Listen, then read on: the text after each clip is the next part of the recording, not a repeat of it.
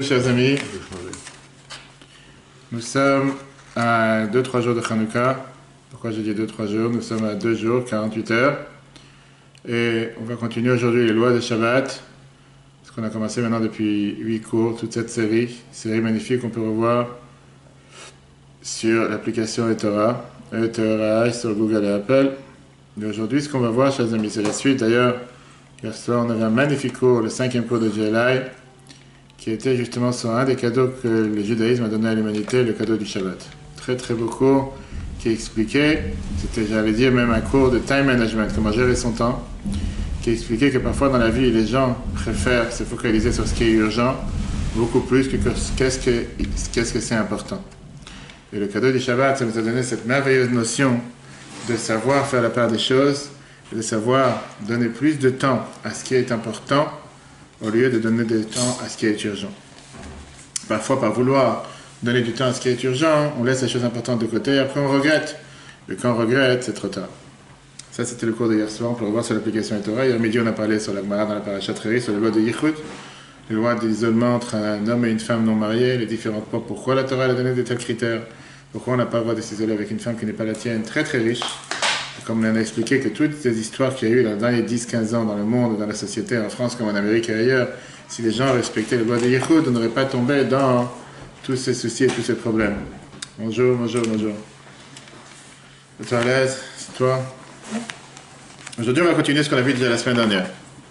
On avait parlé, si tu te rappelles, sur les différentes lois du Kiddush. Comment faire Kiddush, à partir de quand? Qui doit faire Kiddush? Qui a le devoir de faire Kiddush? Qu'est-ce qu'on a besoin pour faire Kiddush? Quel type de vin on avait commencé à parler? Et après, on avait vu bien sûr, est-ce qu'on aura de boire du vin qui est couplé avec de l'eau, mélangé avec de l'eau? On a vu les différents vins qui sont faits dans la société aujourd'hui, que la réalité elle est, les gens vont te dire différence entre bon vin et mauvais vin, ou différence si tu parles d'un vin de qualité ou un vin qui n'est pas de qualité. Mais aujourd'hui, on va continuer la suite. Je ne sais plus ce qu'on avait vu, est-ce qu'on avait vu avec un vin qui a changé de goût ou pas? Je pense qu'on s'était arrêté à que faire. C'est mieux de ne pas utiliser une bouteille qu'on a ouvert il y a longtemps. Qui était déjà ouvert, etc. Oui. Je pense qu'on s'est arrêté à qu'est-ce qu'on fait quand on n'a pas de vin. Tu es... Ça, on s'est arrêté, d'accord? Tu es à l'hôtel, tu es arrivé à Dubaï, parce qu'aujourd'hui, les gens, c'est la folie monumentale. Tout le monde t'appelle en te disant comment aller à Dubaï, je vais à Dubaï, je vais pour les vacances à Dubaï, c'est le seul endroit où on peut aller, des mariages religieux qui se font à Dubaï. Une femme qui m'appelle, c'est quoi l'adresse du mikvé? Il n'y a pas, rêve pas. Dubaï, c'est pas Israël, ni New York, ni l'Amérique, il n'y a pas. Oui, c'est vrai qu'il y a un responsable de Chabad qui est là-bas, mais néanmoins, il n'y a pas. Il ne faut pas rêver. Mais voilà, tu viens dans un endroit et tu n'as pas de vin. Qu'est-ce que tu fais? Ça m'est arrivé plusieurs fois dans la vie, plusieurs fois j'étais au roi sans vin, plusieurs fois j'avais du vin que j'ai perdu. Peu importe, quoi faire. Il y a une différence, comme on a vu la dernière fois, entre si c'est vendredi soir ou si c'est Shabbat. Si tu te rappelles, on avait vu la dernière fois. Mets-toi à l'aise. Tu peux te rapprocher. De toute façon, la table. Qu'est-ce qui se passe? C'est une différence entre vendredi soir et samedi. Pourquoi? Parce qu'on avait vu la différence entre si c'est un devoir midoraita ou les chachamim. D'ailleurs, au passage, dans le cours d'hier soir, on a beaucoup parlé sur la différence qu'il y a dans les deux du commandement. Dans celle de la parashat Yitro et celle de la parashat Vayetranan, que on parle de Zachor, on parle de Shamor, et surtout, que dans ceux de la parashat Yitro, on te dit de faire Shabbat pour se rappeler la création du monde, alors que dans Vayetranan, on te parle de se rappeler la sortie d'Égypte. Comment se fait-il? Je ne vais pas refaire le cours parce qu'il faut le revoir, c'est très très riche. Comme j'ai dit, c'est un cours de time management, comment gérer son temps. Mais ce qui était intéressant, c'est qu'on a rappelé que dans le Kiddush du vendredi soir, on mentionne les deux. On te dit qu'on fait le Kiddush sur plus dans la première phrase, et après on te dit à la fin, Zecher Yetziat Mitzrayim, Shesh Etzamim Masa Hashem Et Hashemayim Ve'et Haaretz. Dans le Kiddush, on a mentionné les deux. Et donc la différence entre le Kiddush du vendredi soir et le Kiddush du midi est très simple. Vendredi soir, on doit faire Kiddush seulement sur du... Pardon, vendredi soir, on doit faire Kiddush seulement sur des chalotes ou du vin, ou du pain, pardon. Quelqu'un qui n'a pas de vin, il prend des chalotes, il prend des matzot, c'est ce que j'ai l'habitude de faire, ce que j'avais l'habitude de faire quand j'allais, ce qu'on appelle la Merkach Shlichut, visiter des communautés lointaines en Serbie, en Bosnie-Herzégovine, pour tous ces endroits où il n'y a pas de vin kasher. On avait l'habitude d'amener avec nous des matzot de New York, les matzot que tu peux acheter toute l'année, et comme ça, on pouvait faire ce qu'on appelle Kiddush sur des matzot, parce que pas forcément qu'on allait trouver du vin, etc. Alors comment on fait Kiddush sur du pain? Intéressant, ça peut arriver n'importe où. Bien sûr, il vaut mieux faire ça que d'aller acheter du jus de raisin dans le Monoprix ou Franprix ou Carrefour, ce qui n'est pas kasher. Bien sûr, aujourd'hui, on a la chance de trouver dans beaucoup de Carrefour des rayons kasher. Mais il y a des endroits sur terre où tu vas, il n'y a pas. D'accord? On se lave les mains. Les chalotes sont couvertes. Et une fois que les chalotes sont couvertes, qu'est-ce qu'on se passe? On commence. Les chalotes sont couvertes. On met les mains sur les chalotes, en dessous, je veux dire, la couverture. On dit le kiddush normal. Comment tu tiens les chalotes? C'est comme si à la place de tenir le vin, tu tiens les chalotes. D'accord?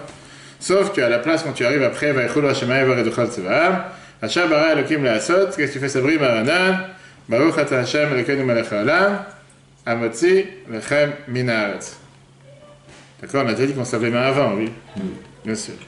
Et après, on coupe la chala et on mange, comme ça c'est écrit dans le Gemara Psachim, page 106b, Shulchan Aruch Siman 272, Seif 9, etc. Le jour du Shabbat, c'est déjà plus light, on va dire, tu n'es pas obligé de faire kiddush sur du pain si tu n'as pas envie, ou si tu n'as pas de vin, tu peux faire du kiddush sur ce qu'on appelle un échange de vin. Qu'est-ce que ça veut dire? N'importe quelle autre boisson qu'on a l'habitude, qui est la coutumière en général, de le boire dans la culture du pays, ce qui est appelé dans le langage halachique Chamar Medina. Pachma, Chamar Medina veut dire la boisson locale, comme par exemple de la bière, etc. Il y en a qui vont te dire de la bière, il y en a qui vont te dire de l'alcool quand c'est en Russie, il y en a qui vont te dire du coca, il y en a qui vont te dire du thé. Il y a beaucoup de... Je veux dire, c'est pas simple. Tu peux faire kiddush sur du coca ou quoi que ce soit, c'est pas la boisson du pays. Je ne sais pas aujourd'hui un pays qui va te dire que la boisson du pays c'est du coca, etc. Bien sûr que dans ce cas-là, on ne fait pas à Geffen, on va faire chez Akol. Et c'est important de savoir différentes nuances dans ces détails. D'abord, d'après le Mishnah Brura, c'est 272, c'est 30, tu dis que le kiddush de la journée sur Chamar Medina, tu peux faire même quand tu as du vin. Tu n'es pas obligé de faire sur du vin. C'est pas seulement quand tu n'as pas de vin que tu dois faire ce Chamar. Même quand tu as du vin, tu peux faire sur autre chose si tu as envie. Par exemple, si tu préfères l'alcool. Sauf que nous, on sait chez Chabad que le rabbi il a interdit de faire kiddush sur de l'alcool. Plusieurs lettres du rabbi dans ce sens. Il y a une fameuse lettre que le rabbi il écrit, Nivhalti. J'ai été étonné ou j'ai sursauté, si on peut dire, d'avoir entendu que quelqu'un il a fait sanctifier l'alcool. Parce que kiddush, ça veut dire sanctifier.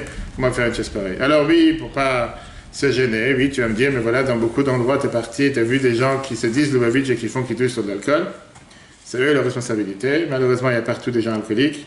Et pour ça, il y a des endroits où on peut faire des dépistages, on peut faire soigner. Il n'y a pas de problème. Ça existe.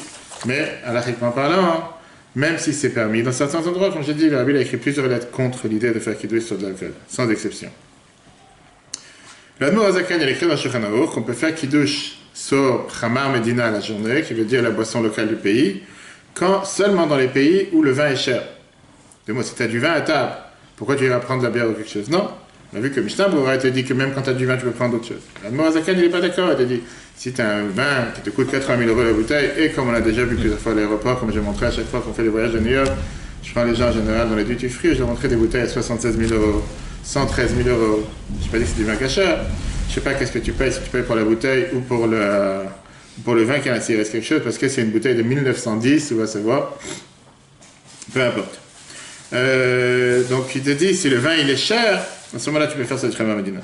Yalkut Yosef, on va dire, dans Siman 289, c'est 10, il est aussi mahmir, il est aussi rigoureux sur ça en disant qu'il n'y a pas de raison. Si tu as du vin, pourquoi tu vas faire sur autre chose? On ne parle pas maintenant des gens problèmes médicaux, etc. Ben, en temps normal, tu as du vin, tu n'as pas envie de faire du vin, tu vas faire de la bière, non. Tu vas faire une chose pareille. D'accord? Mais le khatfrila, comme on l'a dit tout à l'heure, depuis le départ, c'est sûr que c'est mieux quand tu as le choix de faire sur du pain, même le midi. Voilà pourquoi à la journée on ne fait pas sur des chalotes. Parce que si jamais tu ne vas pas faire le kiddush seulement sur du pain, comment on va reconnaître que c'est un kiddush? Parce que le pain, on le fait de toute façon. On ne va pas reconnaître que c'est un kiddush. Parce que même si tu n'aurais pas eu la mitzvah de kiddush, tu aurais fait la bracha sur le pain. C'est ce qu'il écrit dans le mot Azakano Siman 272. Et c'est pour ça qu'on te dit que pour le midi, il faut mieux faire sur Chamar Medina si tu n'as pas de vin, la boisson locale, et après faire la bracha sur le pain. Ce qui n'est pas la même chose avec le soir. Le soir, on a dit qu'on a une obligation de faire kiddush, même si on a dit qu'on peut le faire dans la semaine, dans la tefila. Néanmoins, le devoir, il est différent. Et donc là, on ne va pas aller avec cette, on va dire, légèreté de pouvoir le faire sur une boisson locale. On n'a pas le choix, on va le faire directement avec du pain ou du vin. Donc, comprenons d'abord les lois qui sont intéressantes par rapport au Kosh Shel Bracha. On avait l'habitude chez le Rabbi, pendant des années, que chaque fin de fête, Rosh Hashanah, Simchat Torah, Pesach et Shavuot, le Rabbi distribuait du Kosh Shel Bracha. C'est quoi Kosh Shel Bracha? Traduction, verre de Bracha. C'était la fin, la Havdalah. Le Rabbi faisait kiddush, il faisait de l'Havdalah sur son verre de vin. Et après, pendant 6, 7, 8, 9 heures des fois, Les gens passaient de tout New York, de tous les alentours, et leur lui donner un peu de vin à chacun en souhaitant le Chaim Bracha. On remplissait le verre sans arrêt, des fois jusqu'à 2h du matin, 3h du matin. Et après, on repartait avec ce vin à la maison, on mélangeait dans une bouteille, une autre bouteille, une autre bouteille. Et comme ça, toute l'année, on faisait kidouche sur du vin que le rabbi nous avait donné, on mélangeait, etc. C'était appelé Kosher Bracha. Beaucoup de gens ont été sauvés, le miracle, etc. Mais Kosher Bracha, c'est une notion qui est écrite dans Shulchan Aruch. Maintenant, tu te vois, la Gemara, elle vient, elle te dit, la Gemara Brachot, page 51.1, c'est ce qu'on a vu la dernière fois, que tu ne peux pas faire kidouche sur n'importe quel verre. Tu as 10 conditions sur lesquelles tu peux faire kidouche. Pour pouvoir faire kidouche sur un certain récipient, c'est ce qu'on va voir ensemble. 10 choses. Et quand on parle de kosher bracha, ça veut dire n'importe quel verre sur lequel on fait une bénédiction. Par exemple, kidouche, avdallah, zimoun, les 4 verres de Pesach et autre chose. La Gemara te dit, à Sarah Dvarim Nebru Kosher Bracha, 10 choses on t'a dit dans ce qui est le verre de bénédiction. Premièrement, taoun adacha, on doit le laver. Tu vas prendre juste le verre de l'armoire et mettre du vin dedans. Tu dois le rincer et shtifa. Shtifa veut dire aussi rincer. Là, je vais t'explique. Adacha mi bifnim, shtifa mi bachutz. En 2 mots, il faut le rincer de l'extérieur et de l'intérieur, ce qui veut dire le laver et après le sécher. D'accord? Deuxièmement, c'est-à-dire le sécher, pas qu'il reste mouillé, etc. Après, il y a plusieurs raisons, j'en parle dans les détails, pourquoi, comment, si tu avais trempé ton pain dans le vin, oublie, je ne suis pas rentré dans les détails, il n'y a pas le temps pour ça. Chai, il faut que ça soit, faut que le verre, il soit entier. Qu'est-ce que ça veut dire? Il y a plusieurs explications par rapport à un verre entier ou cassé. En 2 mots, qu'il n'y ait pas de, des fois tu as un verre en cristal, etc., qu'il y a quelque chose qui est cassé, un éclat en haut. Et donc, de là, on déduit par rapport à ce que c'est écrit dans la Gemara Baba Kama, que quand on te dit chai, ça ne veut pas dire que le verre il est vivant, parce que le verre il risque pas de marcher, il faut que ce soit un verre entier. Entier, c'est que le verre il soit entier. Deuxièmement, il faut que le verre il soit plein. Pas qu'il soit avec un trou au milieu ou quelque chose qui soit entier. Pas seulement qu'il soit, on va dire, sans casser, ni quoi que ce soit. Il tourne et tout, je ne rentre pas dedans parce que la Gemara qu'on n'en a pas besoin. Il faut le prendre avec les 2 mains, on le porte dans la main droite, il faut le lever au moins un tefar de la table, je veux dire 10 cm, et il faut regarder dessus quand on fait de la bracha. Ça, ce sont les différentes conditions qu'on a besoin pour pouvoir faire le kiddush. Après, on peut rentrer dans les détails, on verra ça peut-être plus tard. Est-ce que tu peux faire kiddush sur un verre en plastique? Est-ce que tu peux faire kiddush sur un verre en verre? La réalité, elle est un verre jetable. La réalité, c'est que tu peux faire kiddush sur n'importe quel verre. Maintenant, beaucoup ont l'habitude de faire kiddush sur un verre en argent pour le Kabbat Shabbat, mais tu peux, halachiquement parlant, je dis bien, de faire kiddush sur un verre en plastique. Et là, on va entrer dans les détails, comme d'habitude avec nos amis Ashkenaz et Sepharad. Quelle différence entre les deux? C'est très simple. Il y a un grand débat dans la halakha, et Yakut Yosef, qui te dit ça dans Siman 271, Seif 42, te dit qu'un verre en plastique, on parle bien sûr d'un verre qui est, on va dire, mechouban, un verre qui est honorable, pas un verre que tu vas jeter. Il y a un verre que tu utilises aujourd'hui, c'est à la mode d'avoir les verres en papier, que tu vas utiliser une fois, que tu ne peux pas réutiliser une autre fois. À l'époque, dans les anciens temps, en 1910, 1920, quand on prenait l'avion, dans les toilettes dans l'avion, il y avait les verres en papier. Aujourd'hui, ça n'existe plus, je n'ai jamais vu ça les dernières années. Il y avait des verres en papier, d'où je sais, parce qu'à chaque fois qu'on devait se laver les mains dans l'avion, on prenait les verres en papier qu'il y avait dans les toilettes. Il y avait comme une rangée de verres en papier, mais des verres avec un papier très très souple. On prenait le verre et on allait se laver les mains dans la cuisine de l'avion. Quand on se levait le matin, pour faire le tataïm, etc. Alors, si c'est un verre en papier que tu ne pourras pas utiliser une deuxième fois, pourquoi? Parce qu'elle a été mangée par l'utilisation. De moi, elle a été utilisée avec l'utilisation. C'est pas comme les verres en papier que tu as aujourd'hui, les verres en carton aujourd'hui, qui sont beaucoup plus solides. Surtout aujourd'hui, on te vend des verres en carton. Aujourd'hui, quand tu avais 100 verres en plastique, je sais pas, même pas 2 € les 100 verres. Aujourd'hui, tu as 10 verres en carton pour 50 €. C'est vrai, on dirait que c'est de l'or. Parce que soi-disant, c'est l'écologie.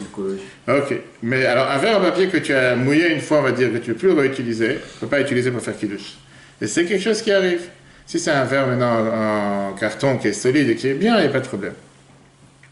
Ça, c'est ce qui est écrit dans les chalotes où tu vois des grands Moshe Rabbi Moshe Feinstein et des grands poskim de notre génération. Comme j'ai dit tout à l'heure, sinon on peut utiliser n'importe quel verre en plastique. Certains permettent sans problème. Certains vont te dire qu'il faudra doubler un verre en plastique, pas seulement un verre. Ça, c'est déjà des détails. Mais halachiquement parlant, la réalité, elle est qu'un verre en plastique que tu utilises aujourd'hui pour boire dans n'importe quel simcha ou kiddush, c'est des verres normaux, c'est des verres qui tiennent. C'est pas un verre comme si tu verses de l'eau chaude en général. Il y en a qui sont pas faits pour, ça fond et ça baisse tout le monde. À part le sort du verre qu'on peut utiliser, il y a plusieurs conditions qu'on a besoin, comme j'ai dit tout à l'heure, pour que le verre soit caché pour faire kiddush. Il faut qu'il soit assez grand. Il faut qu'on puisse mettre à l'intérieur minimum 8 centilitres, ce qui est le compte halachique pour un revit. Deuxièmement, comme on a dit tout à l'heure, il faut qu'il soit entier, pas fendu ou cassé. Il faut qu'il soit propre de l'intérieur et de l'extérieur. D'accord? Par contre, quand on dit de propre, un verre dans lequel on a déjà bu de l'intérieur, il reste du vin à l'intérieur par exemple, on n'a pas besoin de le rincer, on peut juste, comme on a dit la dernière fois, rajouter du vin pour rendre ce vin qui ne soit pas considéré un vin pagoum qui a déjà été utilisé pour faire kiddush aussi si quelqu'un il a besoin. Ça, c'est des détails par rapport au verre de kiddush. Passons à la suite. Comment on fait kiddush? Alors d'abord, on sait très bien qu'il y a la coutume dans certaines communautés de bénir les enfants avant kiddush. Chez Chabad, c'est pas notre coutume. Là, qui vont dire parce qu'on bénit les enfants régulièrement. Peu importe, c'est une bonne coutume, pourquoi pas. Beaucoup ont l'habitude de bénir les garçons et les filles quand ils rentrent de la synagogue. Ils disent la fameuse phrase de Simcha Elohim Kefraim Vechim Naché Birkat Kohanim. Chacun peut rajouter les bénédictions qu'il veut. Comme ça, c'est écrit dans les Kaf Hachaim, Siman 262.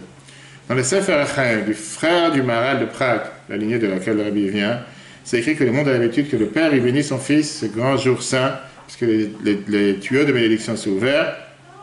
On ne jamais prendre une bénédiction de quelqu'un de simple à la légère. Il y a une autre raison. Parce qu'en vrai, j'écoute ce qu'il écrit, le Maharal de Prague m'a pas quelques centaines d'années en arrière. Parce que toute la semaine, un père il s'énerve contre son fils et il le maudit toute la semaine. C'est ça qu'au moins, quand il commence la semaine, arrive Shabbat, au moins il est béni. Au moins une fois par semaine, arrête de le maudire, etc. Et puisqu'il a béni, il ne va plus le maudire. Mais Avar Yabok, il te dit, c'est une coutume de bénir ses enfants Shabbat, et surtout vendredi soir, parce qu'il n'y a aucun Satan qui a une force du mal de pouvoir accuser sur une bénédiction qui est faite de Shabbat. Automatiquement, c'est une bonne bénédiction. Mais si le Bet Yaakov, Rabbi Yaakov Emdin, c'était la coutume des Juifs de bénir les enfants le vendredi soir après la tefila ou en rentrant à la maison, parce qu'à ce moment-là tombe l'abondance. C'est bien de donner cette abondance aux enfants, d'accord? Mais même pas seulement les enfants en bas âge, même les enfants âgés. Comment on fait kiddush concrètement? On a l'habitude d'avoir sur la table, avant de faire kiddush, et c'est quelque chose que beaucoup de gens ne font pas attention, d'avoir les chalot sur la table. Et ça se passe régulièrement quand on est parti Shabbat Oel, ou quand tu es avec beaucoup de monde, quand tu es dans une simcha. C'est pas forcément les gens qui font attention que tu as des chalot devant toi. Oui, il y a des chalot sur la table d'honneur du bar mitzvah, etc. Parce que toi, tu vas faire ton propre kiddush, tu as des chalot avec toi, tu as quelque chose. Pourquoi? Parce qu'on va voir aujourd'hui dans les détails que tu ne peux pas faire un kiddush sans un repas derrière, ce qu'on appelle kiddush de makam souda. Si tu fais kiddush pour faire kiddush et tu manges rien derrière, pas forcément que tu aies du kiddush, c'est comme si tu as fait n'importe quoi. D'abord, il faut avoir les chalot sur la table, les chalot doivent être couverts. Pourquoi? Parce que c'est seulement une fois qu'on a sanctifié Shabbat avec le kiddush qu'on va découvrir les chalot, et par ça, on va montrer que les chalot, ils sont sur la table, et le repas pour le kavod de Shabbat, il y a beaucoup de raisons, pour ne pas faire honte aux chalot. Quelles sont les autres raisons? Tosfot dans la Gemara Psachim, page 100 nous dit, d'abord la manne qui descendait dans le désert, elle était recouverte avec une couverture au-dessus et une couverture en dessous. Et c'est pour ça que les chalot, on a deux couvertures. On a la couverture des chalot pour recouvrir au-dessus, et on a le plateau en général, ou la nappe en dessous, etc. La gdusha du Shabbat, la sainteté du Shabbat était particulièrement dans la manne, puisque la Torah nous dit Vaïvarech Elokim et Yom HaShvi Vaïkad Eshato. Qu'est-ce que ça veut dire que Dieu l'a sanctifié Shabbat? Il a béni avec la manne qui descendait vendredi, double pain. Et il a sanctifié avec la manne qui ne tombait pas de la manne pendant Shabbat, comme Sarah nous dit. Et c'est pour ça que beaucoup de choses qu'on fait avec les chalot Shabbat viennent nous rappeler ce qui se passait avec la manne. Une autre raison, comme j'ai dit tout à l'heure, c'est écrit dans le Tour, Siman 271, qui est pour que le pain n'ait pas honte. On avait vu ça, si tu te rappelles, l'année dernière, dans les lois de Birkat Haneinin, les lois de toutes les brachot qu'on profite. Du fait qu'en règle générale, quand tu as du pain et du vin, tu dois faire d'abord la bracha sur le pain et après sur le vin. Et là, à cause du fait qu'on doit faire kiddush sur le vin, on va devancer la bracha sur le vin à la place du pain, puisqu'on n'a pas le droit de manger avant kiddush. On préfère couvrir le pain, comme ça on ne voit pas les larmes du pain qui est en train de pleurer du fait que tu as donné l'importance au kiddush d'abord. Voilà les différentes raisons pourquoi on recouvre les chalot. Comment on fait kiddush? Est-ce qu'on fait kiddush debout ou on fait kiddush assis? Est-ce qu'on fait moitié-moitié? Ça dépend. C'est-à-dire vendredi soir ou samedi midi. Vas-y, dis-moi. On a l'habitude, pourquoi? Je ne sais pas, d'être debout pour le kiddush du vendredi soir. D'accord. Et de s'asseoir le samedi midi. D'accord, et toi? On fait pareil. La même chose. Ok. Regardons les détails. Kiddush du soir, c'est écrit qu'on dit debout. Après le Mishnah Brura, debout c'est dans Vayechulu. Mais la bracha de Boré Agafen et la deuxième bracha du kiddush, on peut être assis. C'est d'après le Mishnah Brura. Le kiddush du jour, on peut le faire soit debout et soit assis. Soit debout, comme c'est écrit dans le Pri Etzraim d'après la Kabbale, soit assis, comme c'est écrit aussi dans Birkei Yosef, c'est Shulchan, Yalkut Yosef, et dans beaucoup d'autres endroits. Chez Chabad, on a l'habitude de faire kiddush soit le soir, soit le midi, debout. On a l'habitude de remplir le verre jusqu'à ce que ça déborde. C'est écrit dans la Gemara Brachot, page 51a. Shulchan Aruch Siman 271, Seif 10, et on a l'habitude en général de mettre le verre sur une assiette, et pas sur rien, pas parce qu'on a peur de salir la table, pour pas que le vin soit versé de manière juste gaspillée, etc. Ça, c'est ce qui est écrit dans Shulchan Aruch Siman 183. Et comme on l'a dit tout à l'heure, pourquoi on remplit jusqu'au bord? Parce que c'est une des 10 conditions qu'on a besoin pour faire le kiddush, que le verre soit plein. Tu ne peux pas faire kiddush sur un verre qui est à moitié plein. La différence avec Pessah et Shabbat, c'est que Pessah, que Shabbat, tu n'as pas d'obligation de boire tout le verre. Tu peux boire minimum 8 centilitres 6, qui est en général un quart de verre dans les verres de kiddush, ou un tiers, ça dépend des verres que les gens ils ont. Alors que quand tu parles de Pessah, tu dois boire tout le verre.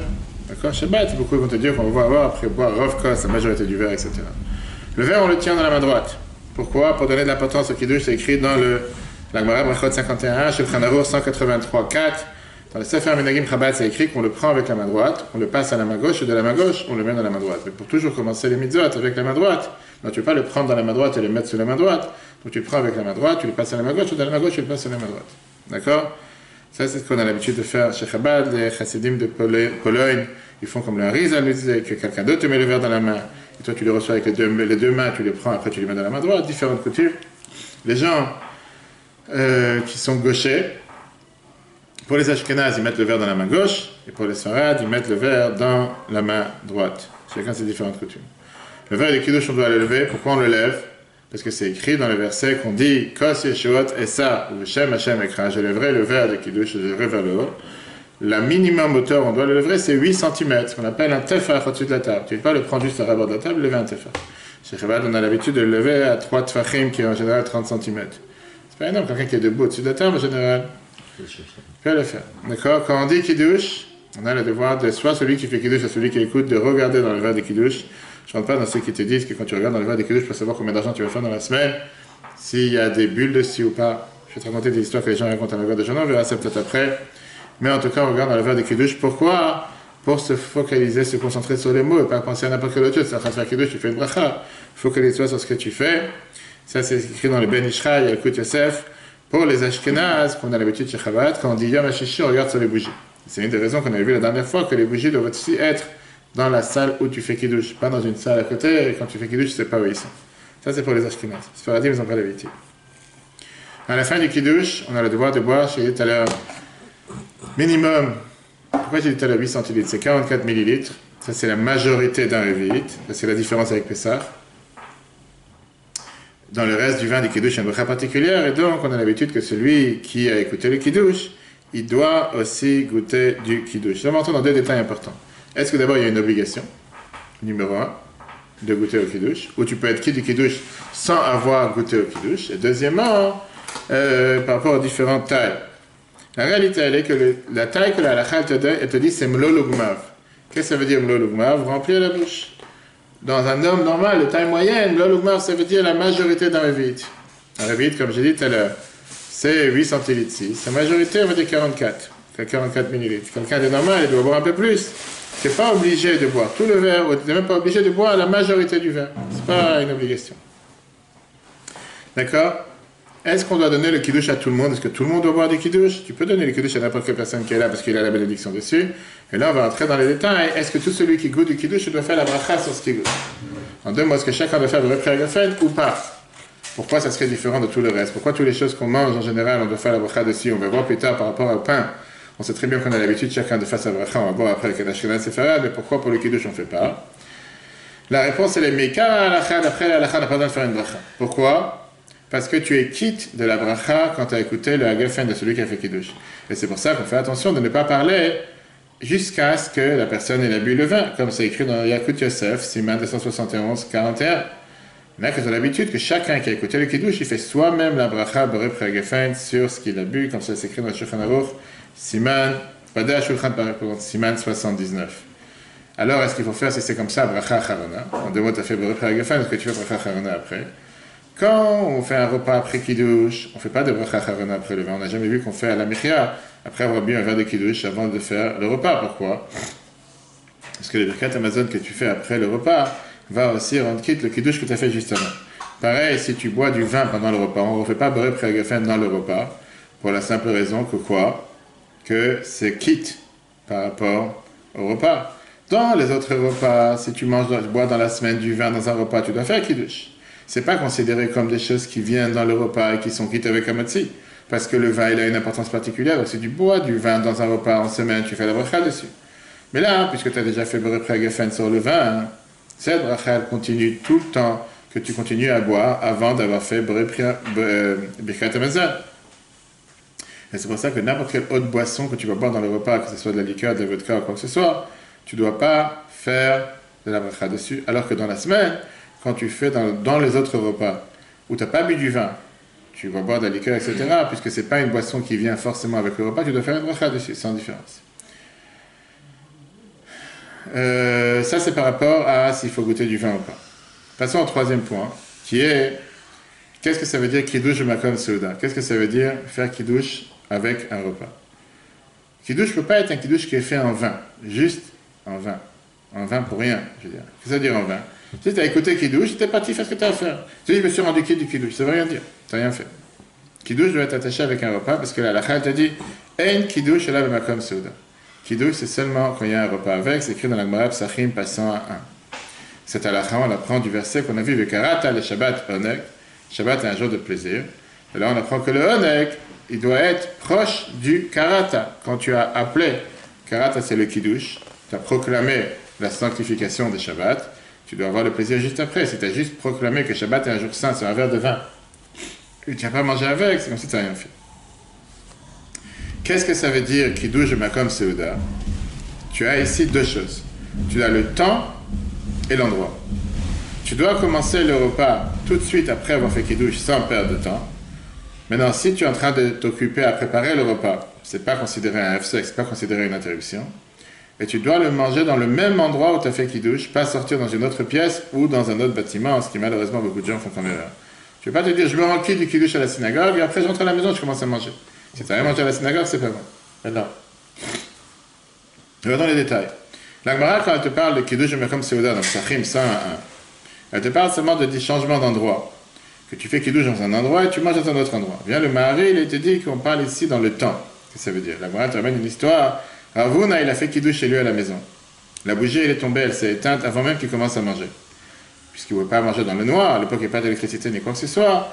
Ils ont fait passer tous ces ustensiles, bref, la vaisselle, etc., dans la maison de son fils.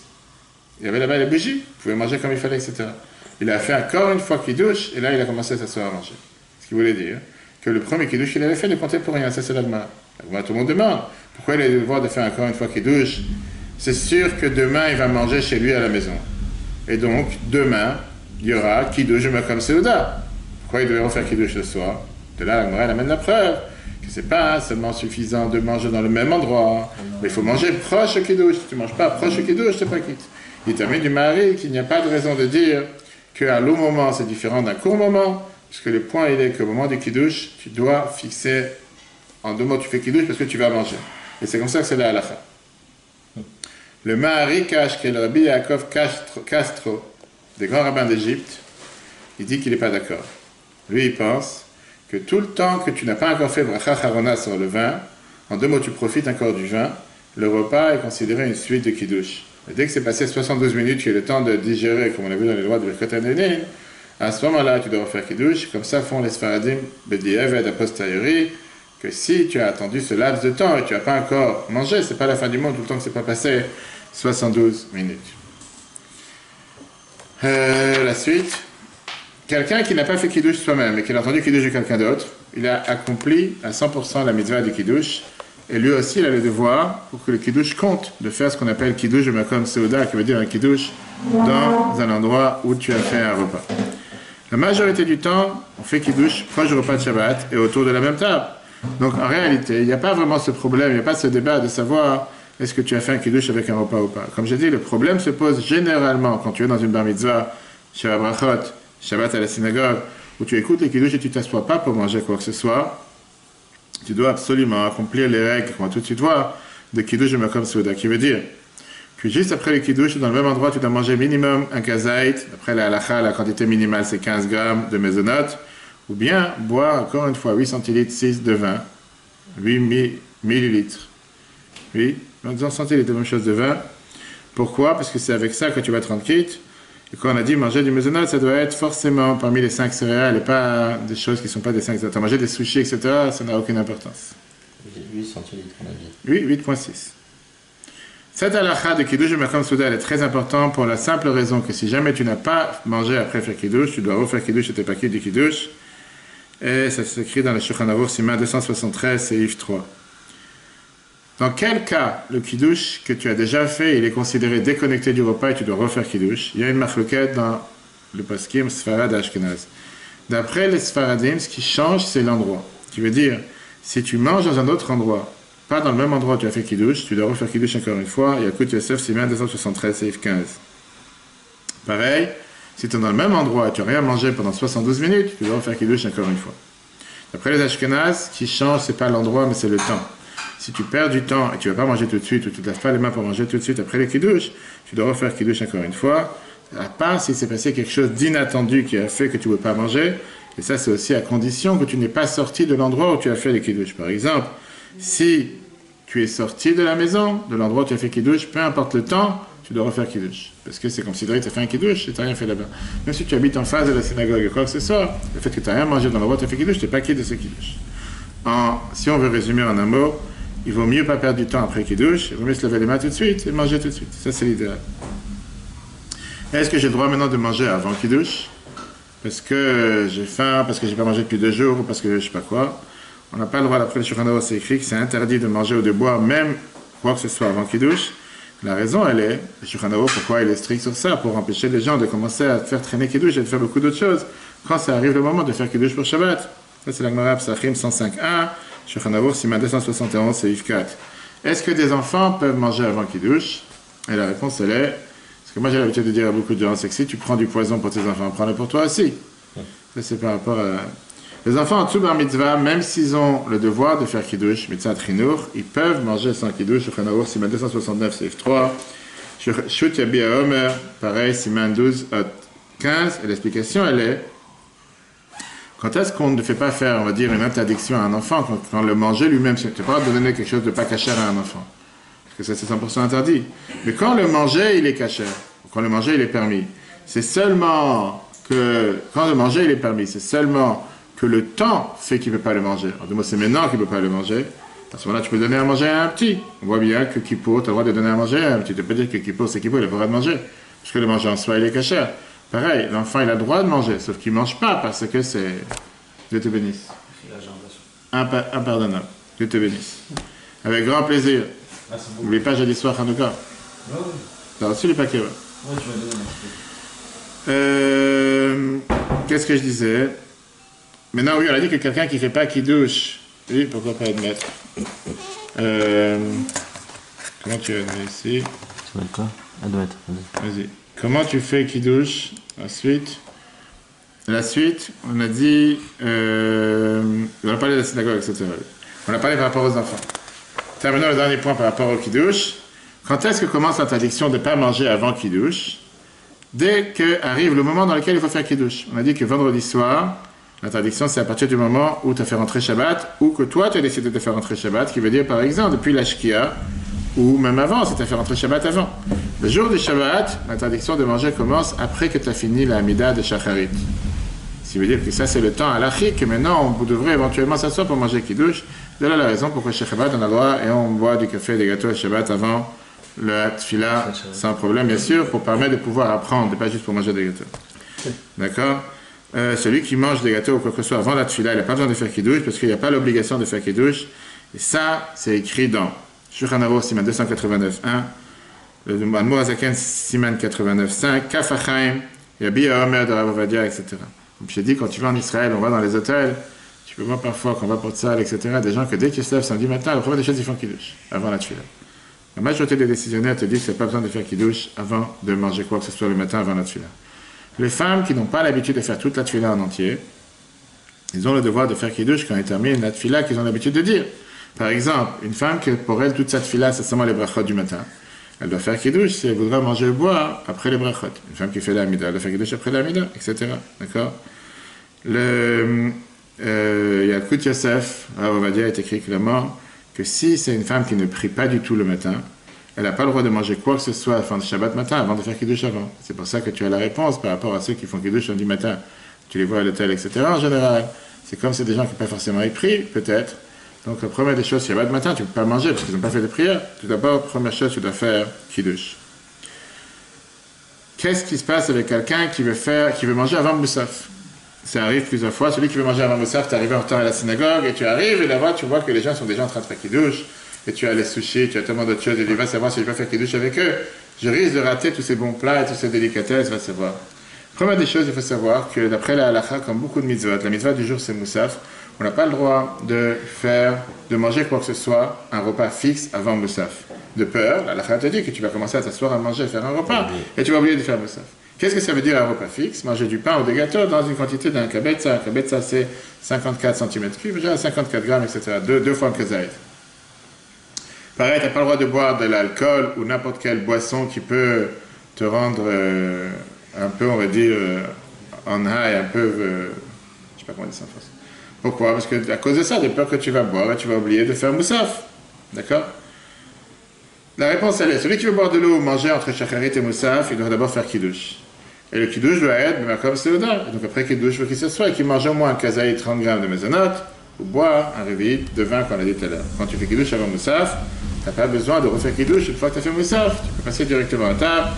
Mais les Sfaradim, ils te disent, c'est parce que c'est Farad, il faut que tu refasses Kiddush. Parce qu'ils craignent, d'après ceux qui pensent, qu'avant Moussaf, tu n'avais pas encore le devoir de faire Kiddush. Et donc, c'est comme si tu n'as pas encore accompli la mitzvah du Kiddush de la journée. Tu dois refaire Kiddush. Et ça, c'est d'après les Birkei Yosef Kaf HaChaim. Et le Rav Ovadia. C'est très intéressant parce que tous ceux qui te disent, nous, on suit le Rav Ovadia, s'ils auraient su toutes ces halachot, ils auraient ou vraiment suivi le Rav Ovadia dans tout, ou bien ils auraient réfléchi deux fois avant de dire n'importe quoi. Avec ça, on a fini les lois du Kiddush. La semaine prochaine, on va parler des repas de Shabbat, les 3 repas, quand est-ce qu'on mange, qu'est-ce qu'on mange, comment on fait avec les pains, comment on tient les pains, etc. Le cours sera replay sur l'application eTorah, eTorah, sur Google et Apple. Très bonne journée à tous et je vous invite vivement à regarder le cours d'hier soir qui était un des cadeaux de Shabbat, des cadeaux de judaïsme à l'humanité, qui était les cadeaux de Shabbat. Merveilleux cadeau pour nous apprendre comment faire attention au temps, beaucoup plus, donner de l'importance aux choses importantes, beaucoup plus que ce qui donne de l'importance aux choses urgentes. Parfois dans la vie, on fait le contraire et on passe à côté des choses importantes. On a parlé de la sœur de Mark Zuckerberg, pas mal de choses intéressantes pour revoir ces cours. Très très riches.